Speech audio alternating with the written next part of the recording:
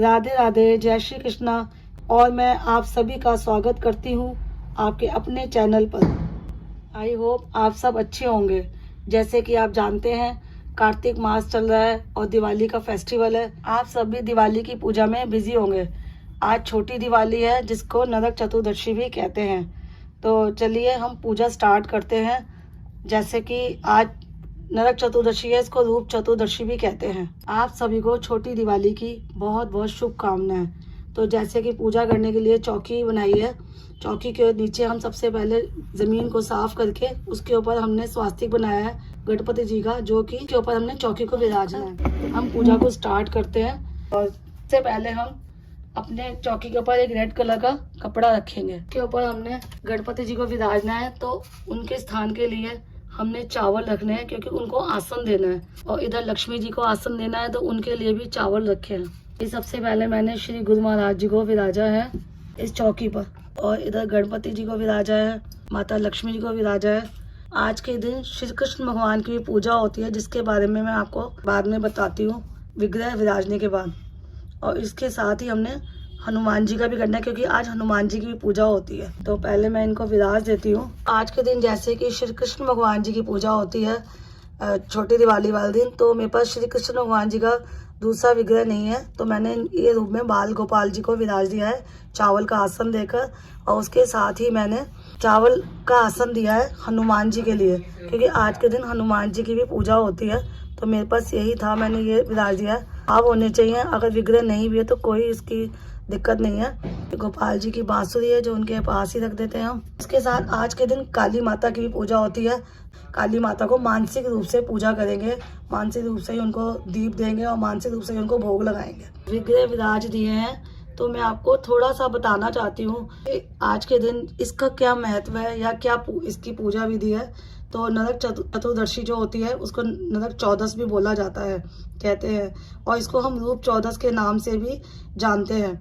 इसे छोटी दिवाली कहते हैं, इसे काली चौदस के नाम से भी जाना जाता है। तो नरक चतुर्दशी के दिन भगवान श्री कृष्ण नरकासुर नाम के राक्षस का वध किया था। आज के दिन स्नान का भी महत्व होता है। दिवाली के दिन रात को पूजा कैसे करती हैं, दिए कितने जलाने हैं, तो उसके बारे में मैं आपको आगे बताऊंगी। लेकिन पुराने टाइम के लोग होते थे, वो अपनी जो पुराना चलन होता था, उनकी परंपरा होती थी, वो उसी तरीके से पूजा करते थे। वो ये नहीं देखते थे कि पूजा में हमारे पास कितना सामान है कितना नहीं है, बस मन से भाव से, और वो पारंपरिक तरीके से जैसे करते चले आ रहे हैं वैसे ही पूजा करते थे। पुराणों में भी लिखा गया है, भागवत पुराण में भी ये बताया गया है कि इस दिन स्नान का कितना ज़्यादा महत्व होता है, जो कि सुबह अमृत वेले में किया जाता है।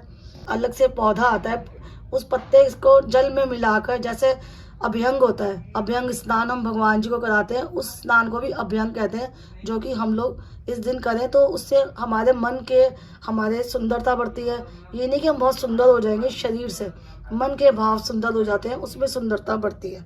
लेकिन हमें किसी वहम में नहीं पड़ना चाहिए। हमारे पास जैसे भी हमारे पास पूजा की सामग्री होती है, हम उस हिसाब से अपने तरीके से छोटी सी ये दिवाली की पूजा करते हैं। इस पूजा में 6 देवों की पूजा की जाती है। जैसे कि मैंने आपको पहले भी बताया है कि गणपति जी को विराजते हैं, उनकी पूजा होती है, लक्ष्मी जी की होती है, हनुमान जी की, कुबेर जी की पूजा भी बहुत ज़्यादा शुभ होती है, और ये इसी दिन की जाती है, दिवाली के पर्व में ही की जाती है। भगवान जी के कृष्ण रूप की पूजा होती है, जो कि मैंने विग्रह जब विराजे थे आपको बताया ही था।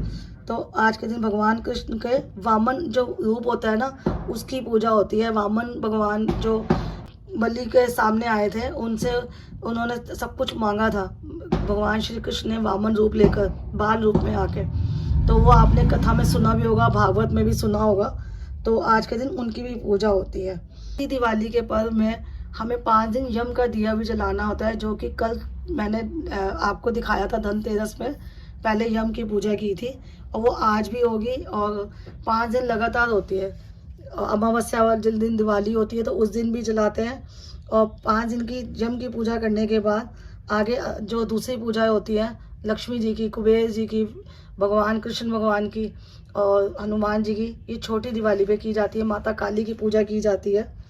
और जिनके पास विग्रह नहीं है, वो इस तरह की किताब या कोई पुस्तक आपके पास होती है, उसको रख के भी पूजा कर सकते हैं। जिस प्रकार नाम से ही पता चल रहा है कि नरक चौदस, यानी कि नरक चौदस वाले दिन 14 दिए जलाए जाते हैं, पितरों के नाम से जलाते हैं इसे हम, और जो कि पश्चिम दिशा में लगाते हैं। आपके पास पश्चिम दिशा में साथ में जगह ज़्यादा नहीं है तो इसको आप दक्षिण दिशा में भी जला सकते हैं, जो कि पितरों का स्थान माना जाता है। इससे पितरों को शांति मिलती है, मुक्ति मिलती है और पितर प्रसन्न होकर आशीर्वाद देते हैं। पितरों के दिए जलाने के बाद हम एक्स्ट्रा उसके अलावा भी 9 दिए, 11 दिए, या आप इससे भी ज़्यादा 21 दिए जलाने हैं वो भी जलाएंगे। जो पितरों के दिए जलाएंगे वो छत की मुंडेरों पे जलाएंगे, जो छत पर हमारी साइड में मुंडेर बनी होती है। ये आकाश का दीपदान भी माना जाता है, और कार्तिक का महीना होता ही दीपदान के लिए है।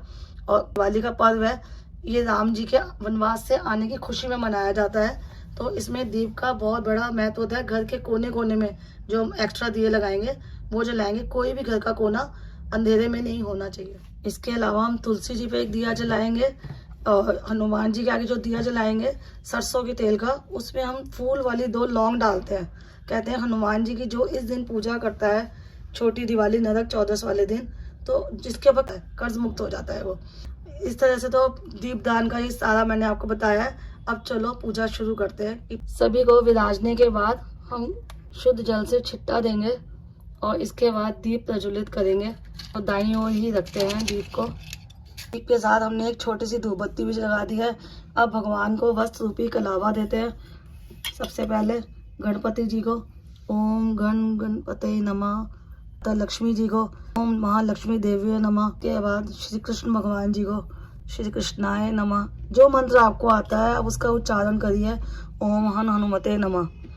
उसके बाद हम तिलक लगाएंगे। तो गणपति जी को हम सबसे पहले चंदन का तिलक लगाएंगे, केसर चंदन का तिलक है ये, वो लगाएंगे। तो लक्ष्मी को रोली का कुमकुम का तिलक लगाएंगे। अपने कृष्ण भगवान को, बाल गोपाल को भी हम चंदन का तिलक लगाएंगे। हनुमान जी को हम सिंदूर का तिलक लगाते हैं। धूप जगाइए, वहाँ पर भी एक तिलक कर देते हैं। बाद हम अक्षत चढ़ाएंगे। श्री गणेशाय नमः, श्री गणेशाय नमः। जय महालक्ष्मी, जय महालक्ष्मी, जय हो कृष्ण भगवान की, बाल गोपाल की जय हो, जय हो महावीर स्वामी की। ओम हनुमते नमः, ओम हनुमते नमः। ये आपने विग्रह विराजे हैं उनको करना है। उसके अलावा मानसिक रूप से काली माता की भी करनी है, और कृष्ण भगवान जी को वामन रूप मानकर इनकी हमने पूजा अर्चना करनी है आज के दिन। इसके करने के बाद हमने इनको धूप दीप पुष्प चढ़ाने हैं। पहले के बाद हम इनको पुष्प अर्पित करेंगे गणपति जी को। जो आपके पास पुष्प हैं वही अर्पित करें, भाव से करें। ये ज़रूरी नहीं है कि आपको कमल का फूल लाना है या गुलाब का, जो इजीली आपको अवेलेबल हो जाए इस टाइम उसी से पूजा करनी है। कृष्ण भगवान जी को, महावीर स्वामी जी को, माता का भी मानसिक रूप से पूजा करके, और थाली में भी हमने पुष्प डाल दिए हैं। उसके बाद हम इनके आगे धूप दीप दिखाएंगे जो हमने जलाया हुआ है। इनको धूप दीप दिखाते हैं। कृष्ण भगवान जी को, गणपति जी को भी हम क्योंकि जो ये पूजा है इसमें वाइट चीज़ जो होती है, वाइट मिठाई, दूध की मिठाई, वो चढ़ानी अच्छी मानी जाती है। बाकी जो आप भगवान रख रहे हैं पूजा में, जिनको आपने विराजा है, उस हिसाब से भी आप कर सकते हैं। तो सर्वप्रथम मैं ये गुरु महाराज जी के आगे मीठा रख रही हूँ। उसके बाद गणपति जी और ये माता लक्ष्मी जी के लिए और कान्हा जी के लिए भी यही है, क्योंकि ये दूध से बनी हुई मिठाई है, बर्फ़ी है। और हनुमान जी को लड्डू प्रिय है। ये सारी मिठाई सभी देवी देवताओं को हम चढ़ाएंगे, लेकिन स्पेशल जिनके लिए जो चीज़ होती है उनके बारे में मैं बता रही हूँ कि हनुमान जी को लड्डू का भोग लगाया जाता है। तो लड्डू ले लें आप आपके पास लड्डू अवेलेबल ना हो, आप नई मार्केट जा पा रहे हो, तो आप गुड़ चना भी, हनुमान जी को गुड़ बहुत पसंद है, तो गुड़ चने का भी भोग लगाएंगे। और इसमें जब पूजा हो जाएगी हमारी, तो हमने इनका जल से आचमन करना है, इनके ऊपर जल छिड़कना है, और ये जल अपने परिवार के बाकी लोगों के ऊपर भी हम कर देंगे, जैसे अमृत वर्षा जिसे बोलते हैं। और इसके बाद हम दीप जलाएंगे, जो हमने बाहर एक यम देवता का जलाना है, वो तो घर से बाहर जाकर ही जलेगा। जो हमने बाकी 14 जलाने हैं वो दीप जलाएंगे, जिसको हम छत पे रखेंगे। उसके अलावा हमने 11 या 12 या 21 दीप रखे हैं, वो जला के हम तुलसी जी बाकी सब पर जलाएंगे। तो आइए मैं दीप जला, जैसे कि हमने सभी चीज़ों का भोग लगाया है, मिठाई का लगाया है, गुड़ चने का, लड्डू का, उसी तरह से हमें खील बताशे खिलौने जो लाते हैं हम धनतेरस वाले दिन, तो उनका भी भोग लगाया था। और खील माता पर इस तरह से चढ़ाए जाते हैं, ऊपर से नीचे ऐसे। एक खील का भी भोग होता है, ये भी चढ़ाना ज़रूरी होता है, तो ये भी आप ज़रूर चढ़ाएं। ऐसे अभी मैंने भोग लगाया है। उसके बाद ये पितरों के लिए दिए हैं, जो कि आज रूप 14 है, नरक चतुर्दशी है, तो 14 दिए हैं, जिसमें मैंने सरसों के तेल में बत्ती लगाई है और हर दिए के अंदर एक एक कलदार डाला है, सिक्का डाला है, 1-1 रुपये का कॉइन। ये पूरे 5 दिन डाला जाता है इसी तरह से। और हम सबसे पहले जल से इनको छिटा देंगे, फिर इनके पूरा परिवार करता है इस तरह से पितरों के लिए। ये चावल चढ़ाएंगे इनके ऊपर, इनको वस्त्र रूपी कलावा चढ़ाएंगे, भोग भी देंगे इनको मीठे का। जो भी भोग आपने सबके लिए रखा है वो भोग इनको भी देंगे हम। उसके बाद इनके ऊपर पुष्प भी रखेंगे हम। इस तरह से ये करके फिर इन दीपों को प्रज्वलित किया जाता है। तो ये दीप प्रज्वलित हो गए छत की मुंडेरों पे और बाकी जगह। और इसके अलावा जो हमने बाकी दीप जलाए हैं, एक हनुमान जी का दीप है, इससे मैंने लौंग रखी है, इसको हनुमान जी को देंगे। और एक ये महाराज जी के आगे रखना है दीप, माता लक्ष्मी जी और जी के लिए।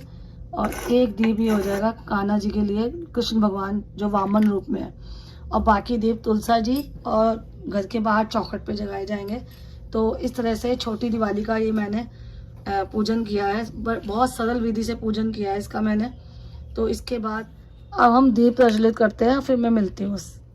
तो सभी देवताओं के आगे मैंने ये दीप प्रज्वलित कर दिया है, जो कि मैंने आपको बताया था कि आज 6 देवों की पूजा होती है। और मानसिक रूप से काली माता का भी दीप जगा दिया है और बाकी सारे दीप प्रज्वलित कर दिए हैं। और इस वीडियो को मैं यहीं एंड करती हूँ और मिलती हूँ आपसे अपने दूसरे वीडियो में। तब तक के लिए राधे राधे, जय श्री कृष्णा, हैप्पी दिवाली।